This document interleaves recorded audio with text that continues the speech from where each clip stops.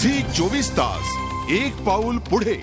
पुण्यातल्या दोघा नगरसेविकांमुळे मनसेची चांगलीच पंचायत झाली। दोघींचं नगरसेवक पद रद्द ठरल्यानं मनसेचं विरोधी पक्ष नेतेपद अडचणीत आलंय। ही संधी साधत काँग्रेसनं लगेचच विरोधी पक्ष नेतेपदावर दावा सांगितलाय। कल्पना बहिरट आणि प्रिया गदादे या दोन नगरसेविकांनी पुण्यात मनसेला चांगलाच अडचणीत आणलंय। प्रभाग क्रमांक 40 मधून निवडून आलेल्या कल्पना बहिरट यांचं नगरसेविका पद बनावट जातीच्या दाखल्यामुळे रद्द झालंय, तर प्रभाग क्रमांक 56 मधल्या मनसेच्या दुसऱ्या नगरसेविका प्रिया गदादे यांनी वयाचा खोटा दाखला सादर केला, त्यामुळे त्यांचंही नगरसेविका पद रद्द झालंय। त्यामुळे मनसे अडचणीत आली आहे। महापालिकेत मनसेची सदस्य संख्या 29 होती। संख्याबळाच्या दृष्टीनं मनसे दुसऱ्या क्रमांकाचा पक्ष ठरल्यानं महापालिकेतलं विरोधी पक्षनेतेपद मनसेला मिळालं होतं, तर काँग्रेसकडे 28 सभासद आहे। मनसेच्या प्रिया गदादेंच्या सभासदत्वाचं प्रकरण अजूनही कोर्टात प्रलंबित आहे, त्यामुळे या क्षणी काँग्रेस आणि मनसेची सदस्य संख्या समसमान म्हणजेच 28 आहे।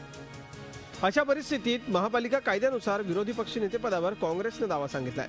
समसमान त्या ठिकाणी बलाबल असेल तर मग त्या केसमध्ये राष्ट्रीय दर्जा असणाऱ्या पक्षाला प्राधान्य द्यावं लागेल आणि राष्ट्रीय दर्जा असणारा पक्ष काँग्रेस पक्ष आहे, मनसे हा राज्यस्तरीय पक्ष आहे। त्या दृष्टिकोनातून आम्ही विरोधी पक्ष नेतेपद निर्णय होऊ नये अशी मनसेची मागणी आहे। आमची भूमिका जी विरोधाची आहे, पद असेल तरी सुद्धा आम्ही विरोधातच राहू, पद नसेल तरी सुद्धा आम्ही विरोधातच राहू। तसं गुडघ्याला बाशिंग बांधून दुसऱ्या दिवशी जसं काय आम्ही वाट बघत होतो की कधी आमची जागा रिकामी होतीये, परंतु पुणेकरांना या गोष्टी कितपत पचतील की सत्तेमध्ये सुद्धा राहायचं आणि विरोधातमध्ये सुद्धा राहायचं।